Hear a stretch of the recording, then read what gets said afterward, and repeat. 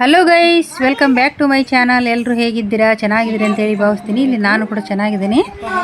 ಇವತ್ತು ಪಂಚಮಿ ಹಬ್ಬದ ವಿಶೇಷವಾಗಿ ತೆಂಗಿನಕಾಯಿ ಕಡುಬು ಮಾಡೋದು ಹೇಗಂತೇಳಿ ನೋಡ್ಕೊಂಬರೋಣ.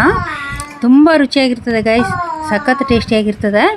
ಮತ್ತು ಈ ರುಚಿ ನಮಗೆ ಎಷ್ಟು ಹಣ ಕೊಟ್ಟರು ಕೂಡ ನಮಗೆ ಹೋಟೆಲಲ್ಲಿ ಸಿಗೋದಿಲ್ಲ. ಸಖತ್ ಟೇಸ್ಟಿಯಾಗಿರ್ತದೆ. ಇದನ್ನು ಅರಿಶಿಣದ ಎಲೆ ಅಥವಾ ಬಾಳೆ ಎಲೆಯಲ್ಲಿ ಮಾಡ್ಕೋಬೋದು. ನಾನು ಅರಿಶಿಣದ ಎಲೆ ಇರಲಿಲ್ಲ, ಹಾಗಾಗಿ ಬಾಳೆ ಎಲೆಯಲ್ಲೇ ಮಾಡಿದ್ದೀನಿ. ಕರೆಕ್ಟಾಗಿ ಈಗ ಹೇಗೆ ಮಾಡಿದೆ ಅಂತ ಹೇಳಿ ನೋಡ್ಕೊಂಬರೋಣ ಬನ್ನಿ. ಈ ಥರ ಬೇಯ್ತಾ ಇದೆ.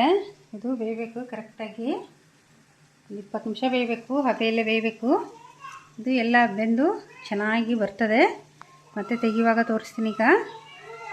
ಈಗ ಪುನಃ ಮುಚ್ಚಿಡ್ತೀನಿ. ಇನ್ನೂ ಬೆಂದಿಲ್ಲ, 20 ನಿಮಿಷ ಆಗಿಲ್ಲ. ಗೈಸ್, ಇಲ್ಲಿ 2 ತೆಂಗಿನಕಾಯಿಯನ್ನು ಕಟ್ ಮಾಡಿ ಇಟ್ಕೊಂಡಿದ್ದೀನಿ. ಮತ್ತು ಇಲ್ಲಿ ಒಂದು ಮಿಕ್ಸಿ ಜಾರ್ ತೊಗೊಂಡಿದ್ದೀನಿ. ಇಲ್ಲಿ ಒಂದು ಅರ್ಧ ಕಿಲೋ ಆಗುವಷ್ಟು ಬೆಲ್ಲ ತೊಗೊಂಡಿದ್ದೀನಿ. ಈಗ ಮಾಡೋದು ಹೇಗೆ ಅಂತ ನೋಡುವ. ಮತ್ತು ಇಲ್ಲಿ ಇಷ್ಟು ಬಾಳೆ ಎಲೆಯನ್ನು ತೊಳೆದು ಕಟ್ ಮಾಡಿ ಈ ರೀತಿ ಸೈಜ್ ಮಾಡಿ ತೊಗೊಂಡಿದ್ದೀನಿ ನಾನು. ಇದು ಈ ರೀತಿಯೇ ಬರಬೇಕು ನಮಗೆ.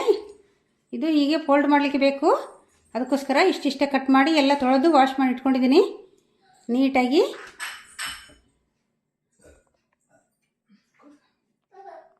ಇಲ್ಲಿ ಒಂದೆರಡು ಅರಿಶಿಣದ ಎಲೆ ತೊಗೊಂಡಿದ್ದೀನಿ. ಇದು 2 ನಮ್ಮ ಗಿಡದಲ್ಲಾಗಿತ್ತು. ಇದು ಸಾಕು ಇಷ್ಟು ನೇಮಕ್ಕೆ ಅಂತೇಳಿ ಇದು 2 ತೊಗೊಂಡಿದ್ದೀನಿ. ಒಂದು 3 ಸಿಕ್ಕಿದ್ದು ಚಿಕ್ಕದು ಸೇರಿ.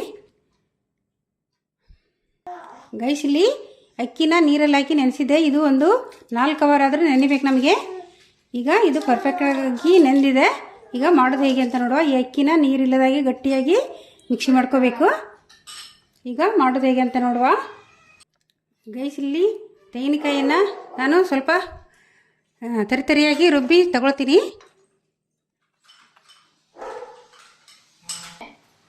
ಗೈಸ್, ಇಲ್ಲಿ ಇಷ್ಟು ತರಿತರಿಯಾಗಿ ನಾನು ರುಬ್ಕೊಂಡೆ. ತುರಿದ್ರು ಕೂಡ ಆಗ್ತದೆ ತೆಂಗಿನಕಾಯಿ. ಆದರೆ ನನಗಿಲ್ಲಿ ತುರಿಲಿಕ್ಕೆ ತೆಂಗಿನಕಾಯಿ ಒಣಗಿತ್ತು, ತುರಿಲಿಕ್ಕೆ ಆಗಲಿಲ್ಲ. ಅದಕ್ಕೆ ನಾನು ಕಟ್ ಮಾಡಿ ಮಿಕ್ಸಿ ಮಾಡಿಕೊಂಡೆ. ಇಷ್ಟು ತರಿತರಿಯಾಗಿದ್ದರೆ ಸಾಕು. ಮತ್ತು ತರಿತರಿಯಾಗಿ ಇರಬೇಕಿದ್ದು, ನಮಗೆ ಅಗ್ಗಿವಾಗಲೆಲ್ಲ ಸಿಗಬೇಕು. ಗೈಸ್, ಇಲ್ಲಿ ಒಂದು ಬಡಾಣಿ ತೊಗೊಂಡಿದ್ದೀನಿ. ಇದು ಸ್ವಲ್ಪ ಮೆಲ್ಟ್ ಆಗಬೇಕು ಬೆಲ್ಲ. ಒಂದು ಅರ್ಧ ಕಿಲೋ ಬೆಲ್ಲ ತೊಗೊಂಡಿದ್ದೀನಿ ನಾನು ಕಟ್ ಮಾಡಿ ಪುಡಿ ಮಾಡಿ ತೊಗೊಂಡಿದ್ದೀನಿ.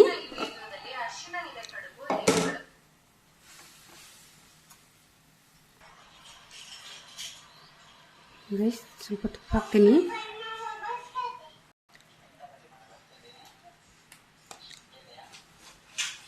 ಇಲ್ಲಿ ಬೆಲ್ಲ ಕರಗಲಿಕ್ಕೆ ಸ್ವಲ್ಪ ನೀರು ಹಾಕ್ಕೋಬೇಕು. ಸ್ವಲ್ಪ ಒಂದು 2 ಸ್ಪೂನ್ ಆಗುವಷ್ಟು.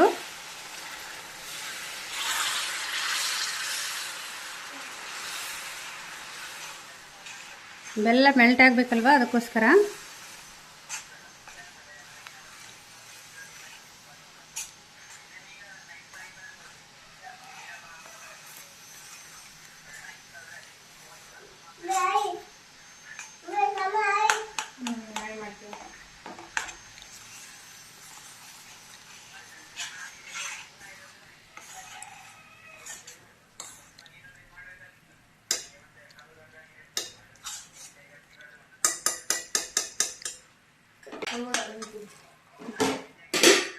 ಇಲ್ಲಿ ನಾನು 2 ತೆಂಗಿನಕಾಯಿನ ಕಟ್ ಮಾಡಿ ತುರಿದು ಮಿಕ್ಸಿಗೆ ಹಾಕಿ ಇಟ್ಕೊಂಡಿದ್ದೀನಿ. ತುರಿದ್ರು ಕೂಡ ಆಗ್ತದೆ, ನಾನು ಮಿಕ್ಸಿ ಮಾಡಿ ಹಾಕ್ಕೊಂಡಿದ್ದೆ ಸುನರ್. ಈಗ ಬೆಲ್ಲ ಎಲ್ಲ ಕರಗಿದೆ. ನಾನಿಲ್ಲಿ ತೆಂಗಿನಕಾಯಿಯನ್ನು ತುರಿದಿಟ್ಕೊಂಡಿದ್ದೆ, ಅದನ್ನು ಮಿಕ್ಸ್ ಮಾಡ್ಕೊಳ್ತೀನಿ.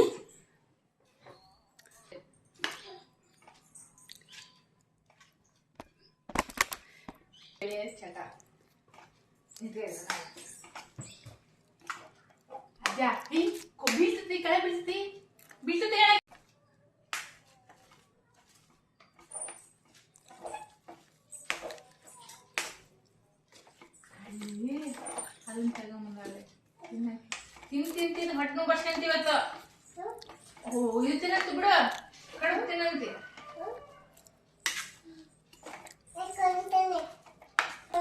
ಇನ್ನೂ ಟೈಮ್ ಆಗಿರ್ತಾರೆ. ಗೈಸ್, ಇಲ್ಲಿ ನಾನು ಒಂದು 4 ಏಲಕ್ಕಿನ ಪುಡಿ ಮಾಡಿ ಹಾಕ್ಕೊಂಡಿದ್ದೀನಿ. ಗುದ್ದಿ ತಗೊಂಬಂದೆ. ಈಗ ಈ ಥರ ಮಿಕ್ಸ್ ಮಾಡ್ಕೊಂಡ್ಬಿಡ್ಬೇಕು.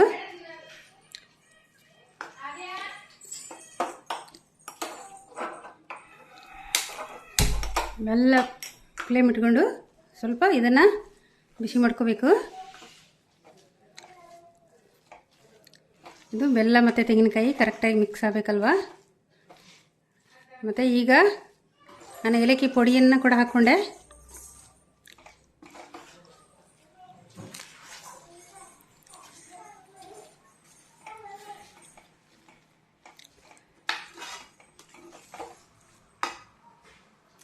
ಈಗ ಅಕ್ಕಿನ ನಾನು ಮಿಕ್ಸಿ ಮಾಡ್ಕೋಬೇಕು.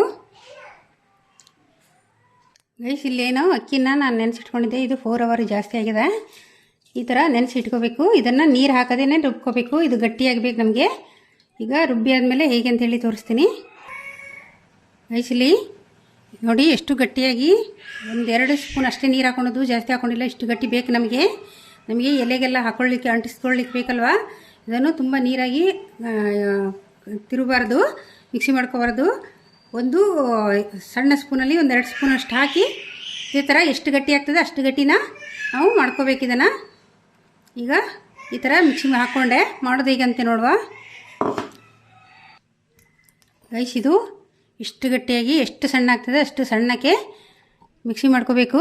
ನಾನೀಗ ಮಿಕ್ಸಿ ಮಾಡಿಕೊಂಡು ತಗೊಂಡೆ. ಇದು ಇಷ್ಟು ಗಟ್ಟಿ ಬಂತು.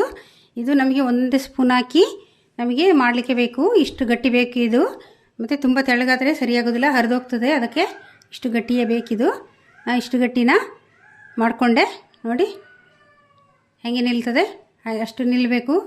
ಮತ್ತು ಹರಿದೋಗ್ಬಾರ್ದದು. ಆ ಥರ ನಾವು ಮಿಕ್ಸಿ ಮಾಡ್ಕೋಬೇಕು. ಗ್ರೈಂಡರ್ ಇದ್ದರೆ ಗ್ರೈಂಡರ್ಲಿ ಆಗ್ತದೆ. ಈ ಗ್ರೈಂಡರ್ಲಿ ಸುಲಭ ಆಗ್ತದೆ. ಗ್ರೈಂಡರ್ ಇಲ್ಲದ್ರೆ ಮಿಕ್ಸಿಯಲ್ಲಿ ಮಾಡ್ಕೋಬೋದು. ನನ್ನ ಹತ್ರ ಗ್ರೈಂಡರ್ ಇದೆ, ಆದರೆ ನಾನು ಸ್ವಲ್ಪ ಅಲ್ವಾ, ಯಾಕೆ ಮತ್ತು ಗ್ರೈಂಡರ್ಲ್ಲ ಮುಳುಗಿಸ್ಬೇಕು, ತೊಳಿಬೇಕು.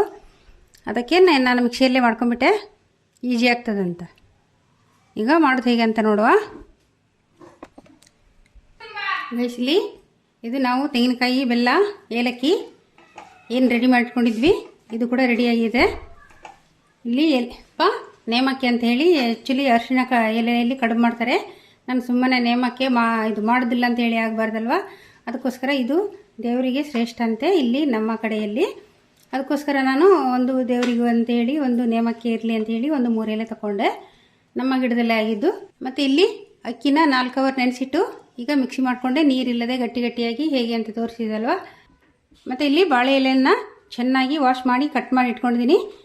ಈ ಅದಕ್ಕೆ ಇಷ್ಟು ಆದರೆ ಸಾಕು ನಮಗೆ ಹೀಗೆ ಫೋಲ್ಡ್ ಮಾಡಲಿಕ್ಕೆ ಬೇಕು. ಇದೇ ಅಳತೆಗೆ ನಾನು ಮಾಡಿ ಇಟ್ಕೊಂಡಿದ್ದೀನಿ. ಈಗ ಮಾಡೋದು ಹೇಗೆ ಅಂತ ನೋಡು ಗೈಸ್. ನಾನು ಹಿಟ್ಟಿಗೆ ಸ್ವಲ್ಪ ಉಪ್ಪು ಹಾಕ್ಕೊಂಡೆ, ಒಂದು ಅರ್ಧ ಸ್ಪೂನಷ್ಟು ಪುಡಿ ಉಪ್ಪು ಅಷ್ಟೇ. ತೋರಿಸೋದು ಮರ್ತುಬಿಟ್ಟೆ, ಆದರೂ ಈಗ ಲಾಸ್ಟಿಗೆ ತೋರಿಸ್ತಾ ಇದ್ದೀನಿ. ಇಷ್ಟೇ ಹಾಕೋಬೇಕು, ತುಂಬ ಹಾಕೋಬಾರ್ದು, ರುಚಿ ಚೆನ್ನಾಗಿರ್ತದೆ ಅಂತೇಳಿ. ಯಾಕೆಂದರೆ ನಮಗೆ ಕೆಳಗೆ ಮತ್ತು ಖಾಲಿ ಅಕ್ಕಿ ಹಿಟ್ಟು ಸಪ್ಪೆ ಬರೋದಲ್ವ, ಸ್ವಲ್ಪ ರುಚಿ ಬೇಕಂತ ಹೇಳಿದರೆ ನಮಗೆ ಸ್ವಲ್ಪ ಉಪ್ಪು ಹಾಕೋಬೇಕು. ಈಗ ಸ್ವಲ್ಪ ಉಪ್ಪು ಹಾಕ್ಕೊಂಡೆ ಅಲ್ವಾ, ನೋಡಿ ಸ್ವಲ್ಪ ಒಂದು ಅರ್ಧ ಸ್ಪೂನಷ್ಟು ಅಷ್ಟೇ ಹಾಕ್ಕೊಂಡದ್ದು. ಇಲ್ಲಿ ಉಪ್ಪು ಕಾಣ್ತದಲ್ಲ, ಇಷ್ಟೇ ಹಾಕ್ಕೊಂಡು ಈಗ ಇದು ಗಟ್ಟಿಯಾಗಿದೆ, ಪರ್ಫೆಕ್ಟ್ ಆಗಿದೆ. ಇದನ್ನು ನೋಡಿ ಎಷ್ಟು ಕರೆಕ್ಟ್ ಇದೆ, ಹೀಗೇ ಇರಬೇಕಿದು. ಮತ್ತು ಎಷ್ಟು ಸಣ್ಣಗಾಗ್ತದೆ ಅಷ್ಟು ಸಣ್ಣಗೆ ನಾವು ಮಿಕ್ಸಿ ಮಾಡ್ಕೋಬೇಕು. ಇದು ನಮಗೆ ಹೀಗೆ ಗಟ್ಟಿನೇ ಬೇಕು ಎಲೆಗೆ ಅಂಟಿಸ್ಲಿಕ್ಕೆ. ಮತ್ತು ಉಪ್ಪು ಹಾಕ್ಕೊಂಡು ಈ ಥರ ಒಮ್ಮೆ ಕರೆಕ್ಟಾಗಿ ಮಿಕ್ಸ್ ಮಾಡ್ಕೋಬೇಕು.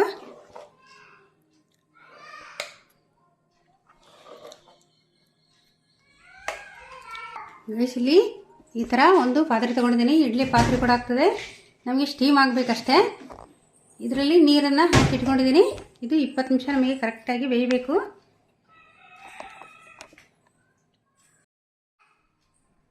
ಗೈಸ್ ಈಗ ನೀರು ಇಟ್ಕೊಂಡಿದ್ದೀನಿ. ಈಗ ಮಾಡೋದು ಹೇಗೆ ಅಂತ ನೋಡುವ. ಈ ಥರ ಒಂದು ಪ್ಲೇಟ್ ಇಟ್ಕೊಂಡ್ಬಿಡ್ಬೇಕು ಒಳಗೆ, ಅದ್ರ ಮೇಲೆ ಇಡ್ತಾ ಹೋಗ್ಬೋದಲ್ಲ.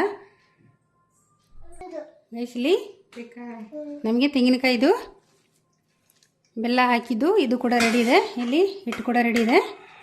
ಈಗ ಮಾಡೋದು ಹೇಗೆ ಅಂತ ನೋಡುವ ಗೈಸ್. ಇದು ಈ ಥರ ನಾವು ಒಂದು ಎಲೆ ತಗೋಬೇಕು.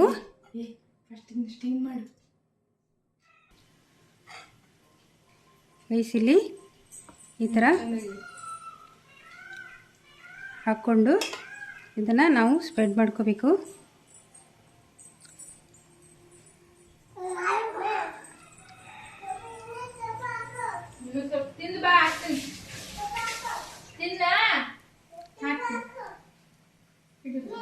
ಇದು ನಮಗೆ ಇಷ್ಟು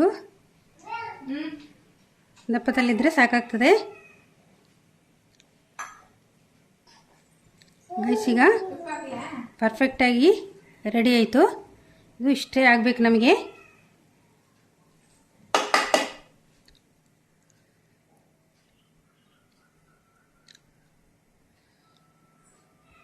ಒಂದು ಸೈಡೇ ಹಾಕ್ಕೊಂಡ್ರೆ ಸಾಕು.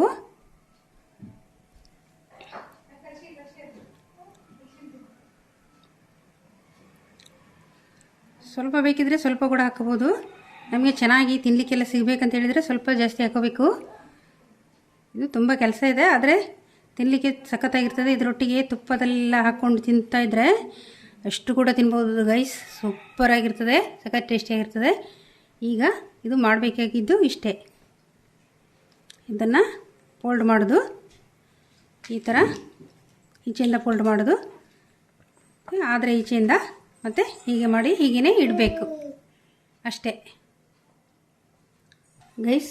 ಎಲೆ ಎಲ್ಲ ಸ್ವಲ್ಪ ಹೊರಟಿರ್ತವೆ, ಕೆಲವು ಎಲೆ ಎಲ್ಲ ಅದು ಬಗ್ಗುದಿಲ್ಲ ಮತ್ತು ಒಡೆದೋಗ್ತದೆ. ಮತ್ತು ನಮಗೆ ಹಾಕ್ಕೊಂಡ್ರೆ ಒಳಗೆ ನಾವೇನು ರೆಡಿ ಮಾಡಿಕೊಂಡು ಸ್ಟಫಿಂಗ್ ಎಲ್ಲ ಹಾಕ್ಕೊಂಡಿರ್ತೀವಲ್ವ, ಅದು ಕೂಡ ಕೆಳಗೆ ಬೀಳುವಂಥ ಚಾನ್ಸ್ ಇರ್ತದೆ. ಸ್ವಲ್ಪ ಬಾಡಿಸ್ಕೊಂಡ್ರೆ ಈ ಥರ ಚೆನ್ನಾಗಿ ಬೆಂಡಾಗ್ತದೆ ಇದು ಎಲೆ. ಇಷ್ಟು ಬಾಡಿಸ್ಕೊಂಡ್ರೆ ಸಾಕು ಗೈಸ್. ಈಗ ಇಷ್ಟು 1 ಸ್ಪೂನಷ್ಟು ಹಾಕ್ಕೊಂಡು ನಾವು ಸ್ಪ್ರೆಡ್ ಮಾಡಿಕೊಂಡ್ರೆ ಆಯಿತು. ಒಂದು ಪ್ಲೇಟಲ್ಲಿ ಇಟ್ಕೊಂಡು ಮಾಡ್ಕೋಬೋದು. ನಾನು ನಿಮಗೆ ತೋರಿಸ್ಲಿಕ್ಕೋಸ್ಕರ ಈ ಥರ ಮಾಡ್ತಾಯಿದ್ದೀನಿ.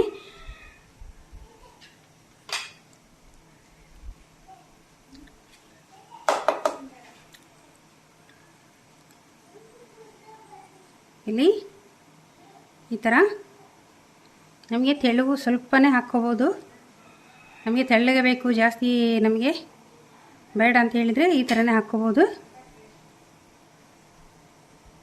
ಇದನ್ನು ಈಗ ಹೀಗೆ ಮಾಡ್ಕೊಂಡ್ರೆ ಆಯಿತು ಅಷ್ಟೇ. ಸ್ವಲ್ಪ ಸೈಡಲ್ಲಿ ಒಂದು ಸ್ವಲ್ಪ ಮಡ್ಚ್ಕೊಂಡ್ರೆ ಸಾಕು. ಇಷ್ಟು ಹೀಗೇ ನಾವು ಗ್ಯಾಸಲ್ಲಿಟ್ಟರೆ ಆಯಿತು. ಗ್ಯಾಸನ್ನು ಆಲ್ರೆಡಿ ಹಚ್ಚಿದ್ದೇನೆ ನಾನು, ಪಾತ್ರೆ ಇಟ್ಟು ತೋರಿಸಿದ್ನಲ್ವ. ಈ ಥರ ಬೇಯ್ತಾ ಇದೆ. ಇದು ಬೇಯಬೇಕು ಕರೆಕ್ಟಾಗಿ. 20 ನಿಮಿಷ ಬೇಯಬೇಕು, ಹಬೆಯಲ್ಲೇ ಬೇಯಬೇಕು. ಇದು ಎಲ್ಲ ಬೆಂದು ಚೆನ್ನಾಗಿ ಬರ್ತದೆ. ಮತ್ತು ತೆಗೆಯುವಾಗ ತೋರಿಸ್ತೀನಿ. ಈಗ ಪುನಃ ಮುಚ್ಚಿಡ್ತೀನಿ. ಇನ್ನೂ ಬೆಂದಿಲ್ಲ, 20 ನಿಮಿಷ ಆಗಿಲ್ಲ.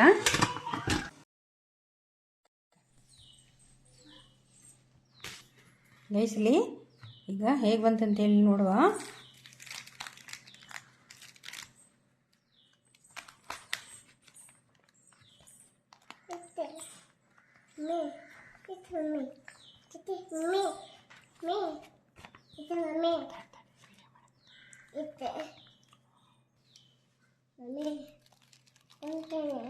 ನೋಡಿ ಗೈಸ್, ಎಷ್ಟು ಚೆನ್ನಾಗಿ ಬಂದಿದೆ, ಸಖತ್ತಾಗಿ ಬಂದಿದೆ ಇದು.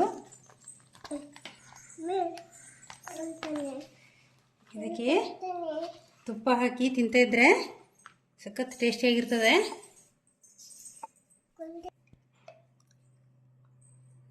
ಗೈಸ್, ಇದಕ್ಕೆ ತುಪ್ಪ ಹಾಕೊಂಡು ತಿಂತಾಯಿದ್ರೆ ಉಂಟಲ್ಲ, ಎಷ್ಟು ಕೂಡ ತಿನ್ಬೋದು, ಸಖತ್ತಾಗಿರ್ತದೆ.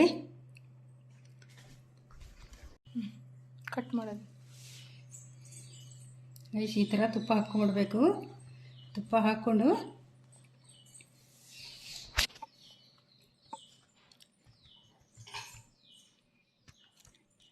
ಕಟ್ ಮಾಡ್ತೀನಿ ಹೇಗೆ ಬಂತಂತ.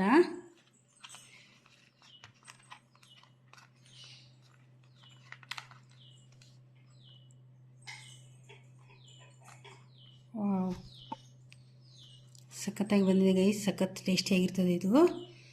ತುಂಬ ಖುಷಿಯಾಗ್ತದೆ ತಿನ್ನಲಿಕ್ಕೆ, ಮತ್ತು ತುಂಬ ರುಚಿಯಾಗಿದೆ, ಮತ್ತು ಪರ್ಫೆಕ್ಟಾಗಿ ರೆಡಿಯಾಗಿದೆ. ಎಲ್ಲ ಇದಕ್ಕೆ ನಾವು ಮಾಡಿದ ಐಟಮ್ ಎಲ್ಲ ಚೆನ್ನಾಗಿ ಬಂದಿದೆ, ಮತ್ತು ಸಖತ್ತಾಗಿ ಬಂದಿದೆ, ಸಖತ್ ಟೇಸ್ಟಿಯಾಗಿದೆ